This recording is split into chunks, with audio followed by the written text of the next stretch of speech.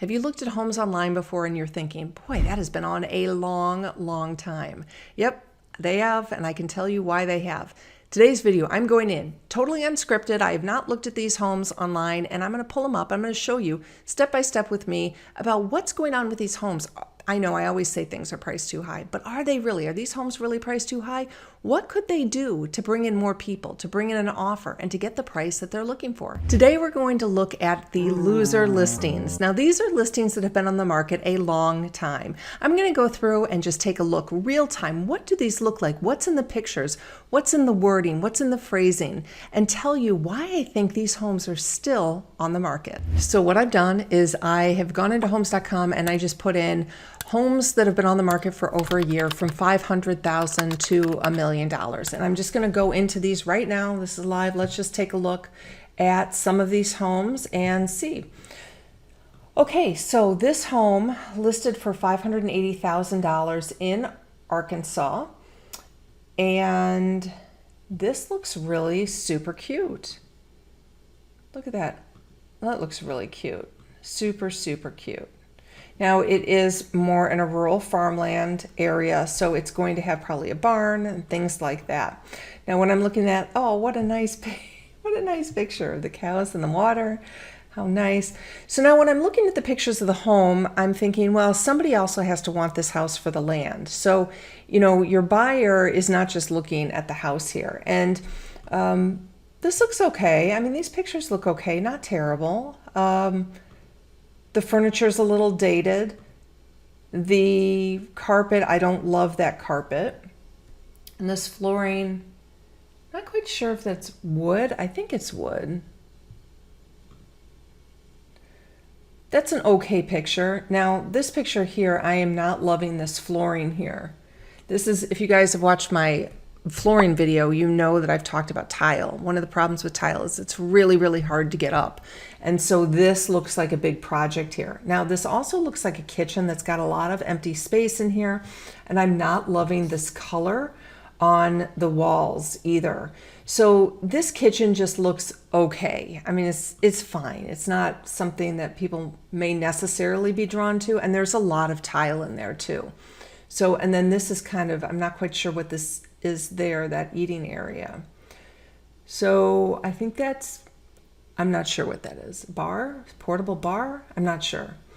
So a lot going on in this picture. You see these blinds here that really should be up. I mean, for this picture, I don't love this. I don't love this color, and there's just a ton going on here. So now, as you guys know, I always talk about when homes are on the market for a long time, the only reason they're on is because of the price, okay?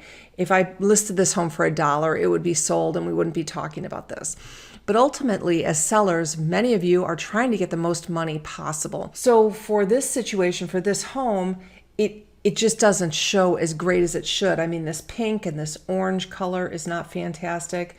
This is a gigantic piece of furniture that is really, really huge in the room. And you've got these chairs. This is kind of a, I'm not real sure what kind they are, but maybe like an oriental look that just is not quite fitting in with the home.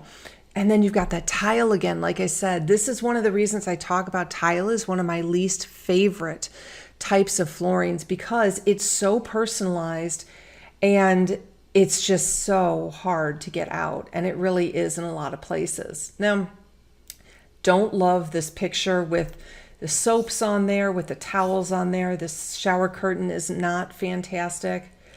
This room is also very, very busy. A lot going on in there. There's just a lot going on in this house. You know, you have the carpet, which is fine. In the bedroom, this looks okay. One thing I'm going to mention, now this is not particular to this home, but you can see that there's a cross above the bed. Many times I am telling sellers that they need to get rid of anything that denotes any type of religion, whatever religion it is, just because, you know, you just don't know how people are going to respond to it when they come into a house. It's not against any religion. It's just you want the home to be very, very neutral. And so I always recommend taking down anything that denotes any type of religion. This is actually a pretty cute picture, but for example, I would take those shades up. Now, obviously they were told paint the paint the bedroom gray, which they did, and they went with a very cool gray, which is fine. And then they replaced the carpet, which is gray. So this is what I'm talking about, is this colder gray doesn't necessarily kind of go with the feel of the house. This needs to be painted too. So when you're looking at this house, when a buyer's looking at this house, if they want all that acreage and that works for them, they're going to have to do a lot of painting in this house, because realistically, these colors are not going to match somebody else's decor. This is a little dated, so I can just tell when things are dated. When you have a shower that looks like this, that's dated, it's not the glass one. Those big tubs in the corner are also very dated.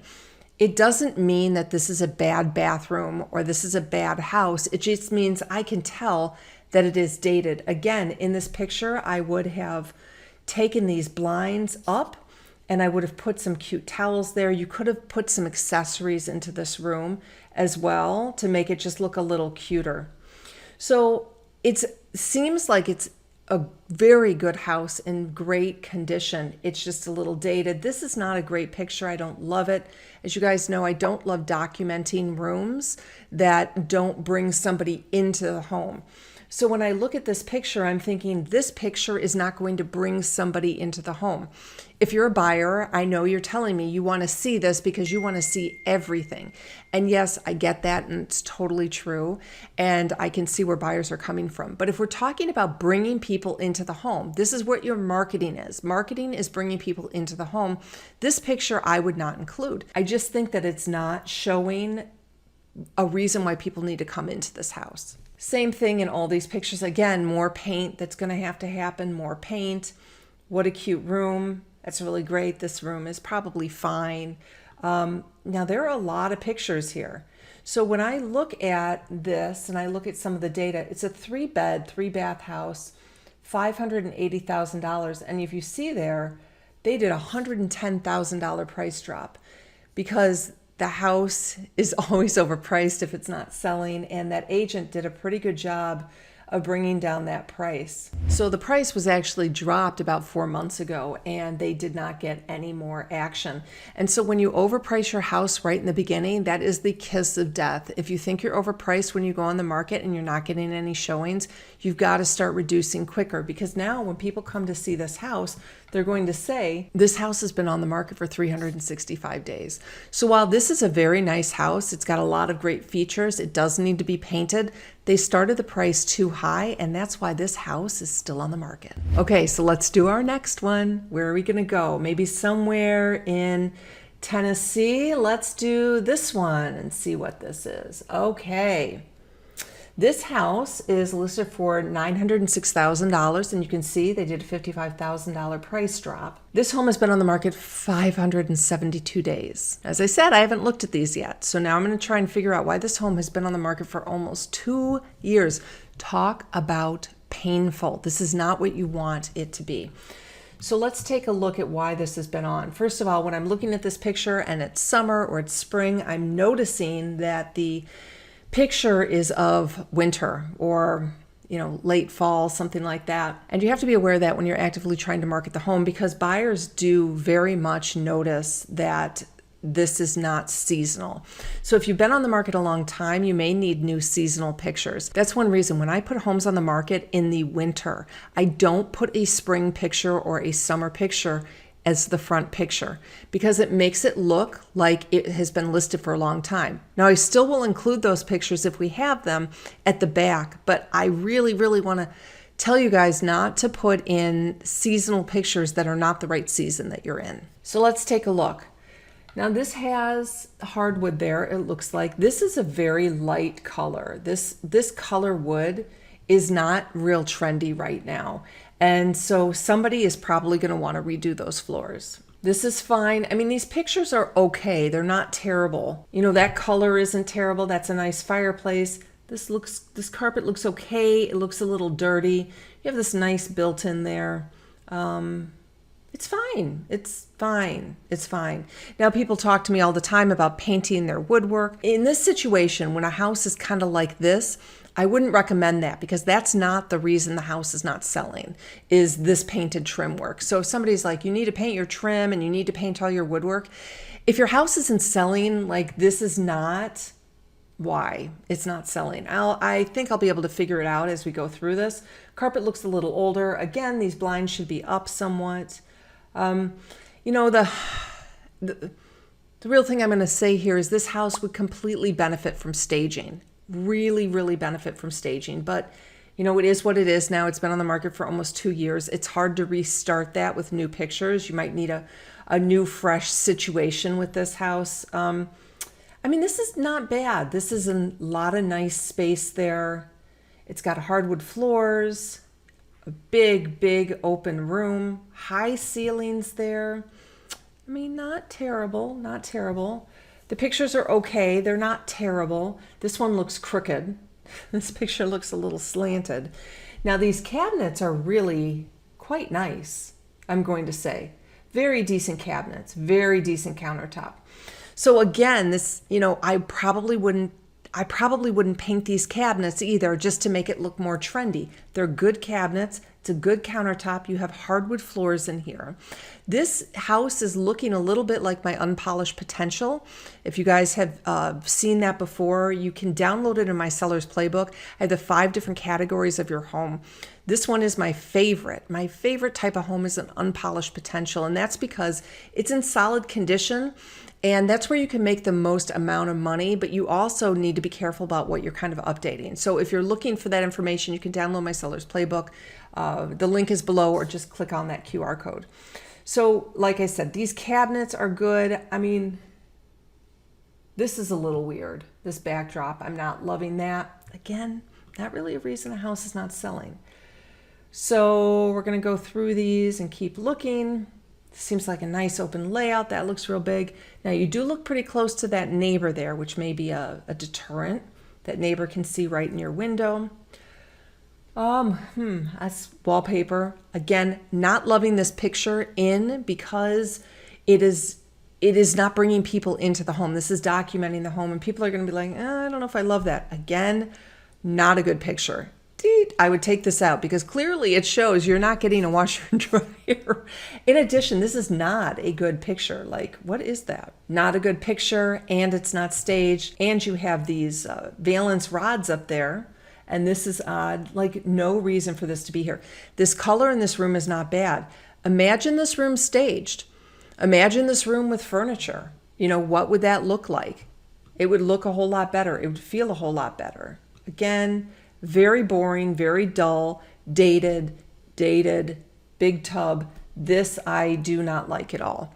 So if you've got a bathroom that's kind of dated and you're like, well, should we redo the whole bathroom? I mean, that's a huge, huge project. So I probably wouldn't suggest redoing this bathroom, but I probably would redo this shower because that's where most people spend their time. They're not spending it in the tub.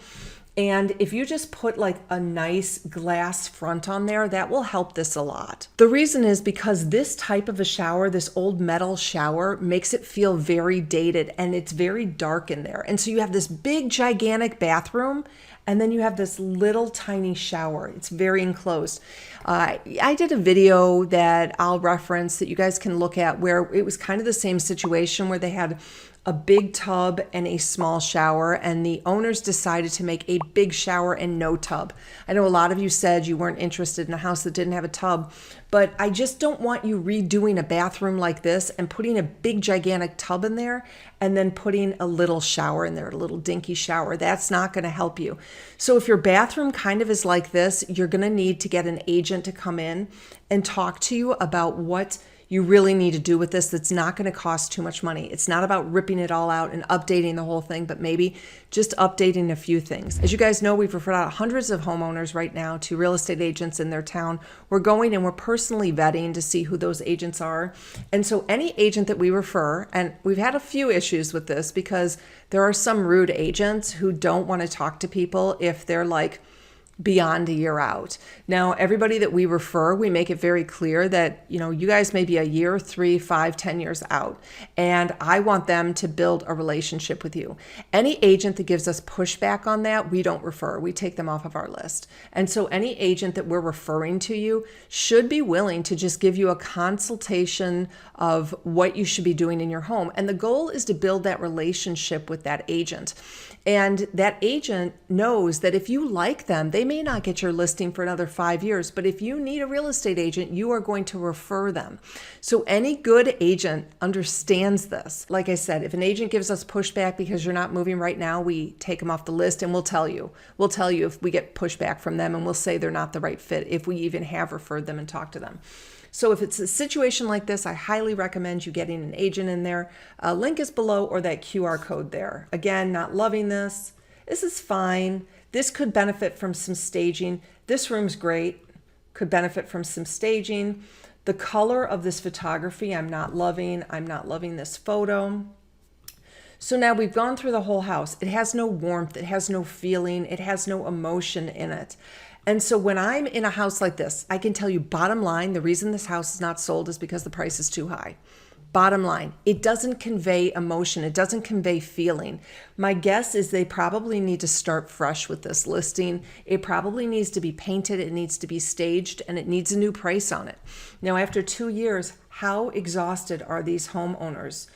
I mean, really, truly, how tired are they of having this home on the market? How much of their carry costs, their taxes? Do they have a mortgage? Things like that. So now what I'm going to do, and you're just flipping through here, nice big garage.